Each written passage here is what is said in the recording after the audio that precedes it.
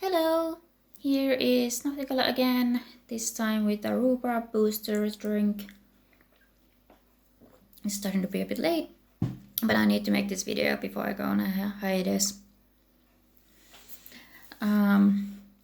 So welcome back to Asexuality in Film.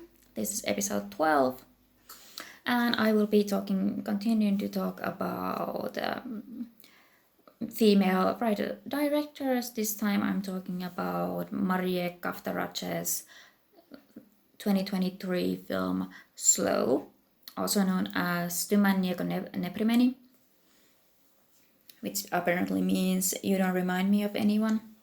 It's a very interesting line. Interesting title, and then actually Elena says it to Davidas at one point.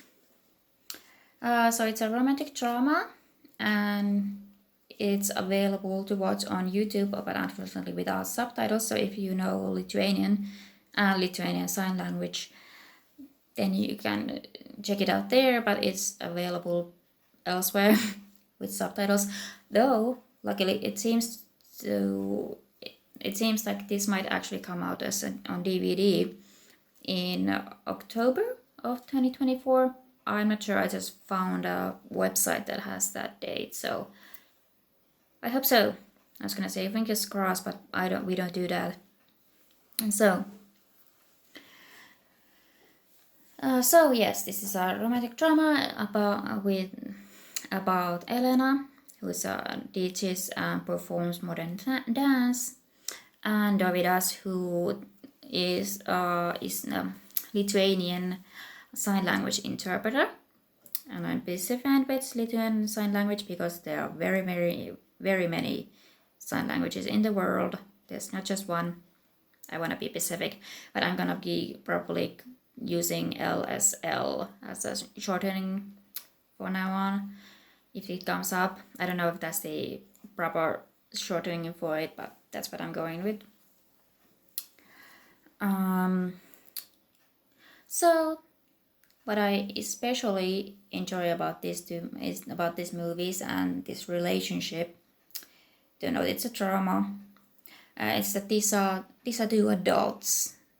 They are probably in their 30s. They both have established careers, which are a little bit unusual, but still necessarily and useful. Not necessary and useful, but like they are careers that exist, and it's nice. And neither one of them has like much of like drama relating to work or something. It's very much about the two of them and their relationship. So Elena has decided to arrange a modern dance course for deaf kids to get them in touch with their bodies and give them some self-esteem, and then eventually give them a trip to the seaside.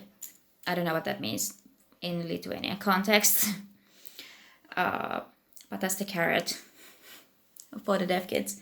So Davidas is in charge of translating between the kids and Elena, and they immediately start have a bit of a vibe together, and they start talking and hanging out after the lessons. And very soon, like after the second lesson, like a week has passed since they met, and Davidas is getting real vibes, like, okay, this might be going somewhere. So I'm just gonna, without proper transition, tell her that I'm asexual.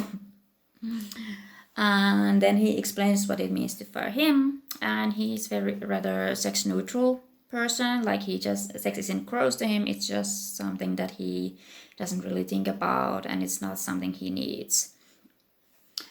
And Elena, who is, in her own words later, promiscuous, kind of finds that weird and slightly off-putting. Like later she describes him telling that he's asexual, and then specifically adding that, like, I'm telling you because I like you, that she felt rejected by him, which is not cool, Elena.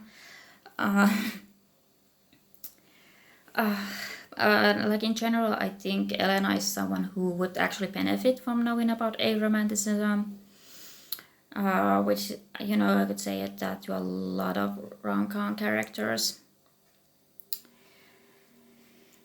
So anyway, their relationship develops quite well. They spend some time together. They open up to each other. Davidas meets Elena's mother, and then to comfort her, he takes her to McDonald's.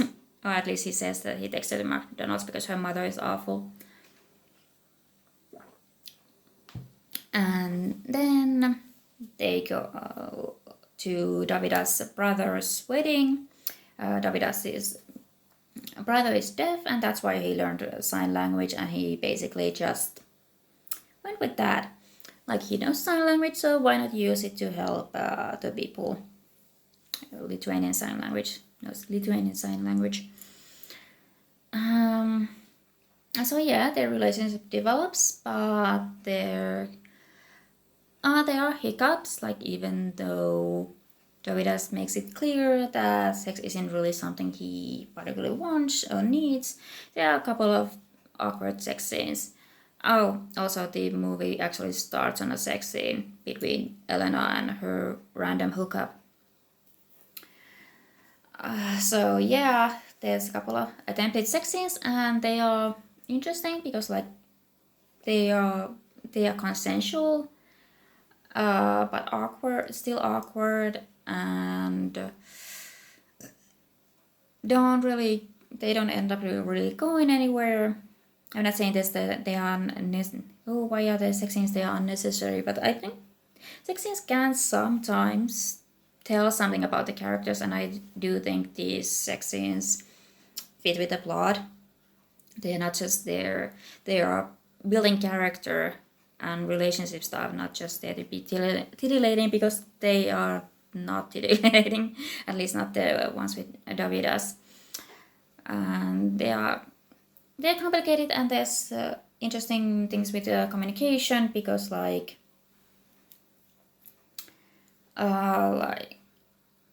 Davidas, because like at one point they are doing things, and Elena's like, I can't really relax because I know you don't want to do this, and Davidas is like, I do want to do this, because sometimes it can be an issue that people don't respect asexuals' right to consent and do sexual things, and say they want to trust that they know when they do want to do sexual things, even though it always can, like, consent can be complicated in all situations, and just being asexual can add another aspect to it. But yeah, it's consensual, but it's awkward. And Elena kind of can't really leave her promiscuous, very flirty, very free lifestyle behind. Like, she multiple times she contacts his ex of hers, Videos, I think his name is, and she's kind of like using Videos as this kind of, I don't know, like, safe haven when things are when it comes to her relationship with Davidas, because she's not really doesn't seem to be very comfortable in relationships. Like, her friends joke that, oh, are you gonna actually not gonna get bored of, like, are you gonna last with Davidas, because like you usually get bored with people within a month and stuff like that. So that's one aspect to the relationship, and I do enjoy that most of the time sometimes they have communication issues, but they are mostly mature about it, and I do really enjoy how much Davidas is allowed to talk about and like acknowledge his own boundaries. And one of the most affecting moments to me is like one after they've been together for some time, they have like gotten into this good group, and they are having like fun domestic bliss moment. They are putting away laundry and stuff like that, and they start kissing, and then the kissing started to get a bit more intense, and Elena is like, I want you, and then Davidas kind of rebuffs her and says, I can't keep apologizing to you every time I don't want to do anything. And she accepts that at least in the moment, but you can tell that it's something it's an issue in the relationship, and unfortunately things eventually come to a head. Like they have lots of interesting discussions about relationships and what society says about what relationship is supposed to be like or should be like even at some point Davidas is like, let's maybe do an open relationship, although like he's drunk at that point, so it's like he meant that it's at least somewhat, but also not necessarily really. And then like the next day, Elena hears him masturbate in the shower. I guess that's what's happening. That is what's happening. And then she gets all bent out of shape, like, oh, you've been lying to me. That it, like, apparently like asexuals masturbating was a real hot topic in 2023, because Big Mouth also did a storyline with Elijah, and both times it's like, okay, you are masturbating. You've been lying to me? Are you even asexual at all? And even though Davidas tries his best to explain that, okay, this isn't an inherently sexual act for me, it's more about physiology, like it's a physical thing, but it's not a sexual thing for me. It's not something that I need a sexuality for, that it's not something that I need to point at someone. I don't need to think about someone when I'm doing that. But she gets very, very angry and frustrated and straight up accuses him of lying, and like it's very complicated, and especially kind of like, I don't know, they've tried to do sexual stuff. Like we are shown that they are trying to do sexual stuff, even though it hasn't really worked and it's complicated. But like, why is masturbation the thing that like flips it over of him not really being asexual? And it's kind of frustrating, but also realistic to see. And that's basically the beginning of the end for them. They are angry, they fight, and they are they both acknowledge that they love each other, but what does it actually mean? Because Davidas constantly feels like he's disappointing Elena because they are not having sex, and he doesn't want to have sex, and he doesn't feel like he can truly be the person that Elena needs, even though they love each other. And it's sad and tragic, but also realistic. And then they had this fight, like Elena goes back to Vilnius, nothing happens, but they don't want to talk, they get in a fight, they go on a walk, they go on a train ride, they end up at the seaside again. And Elena's like, are you just gonna walk to Sweden rather than talk to me? And it was one of the funnier words, but it's also sad. But they come to the conclusion that even though they did truly love each other, they can't be what each other needs. And that's sad, but realistic. So that's basically the plot. I did really like Davidas's asexuality and way it was portrayed. I liked it because it was very, it was Davidas's experience. It's not like all asexuals are like this. There's no, like, this is who I am. This is how it works for me. Sex is not gross, but it's not something I think about. It's not something I need. Sex, to a certain extent, can be fine, but also it's not really something I want. Something I want to do.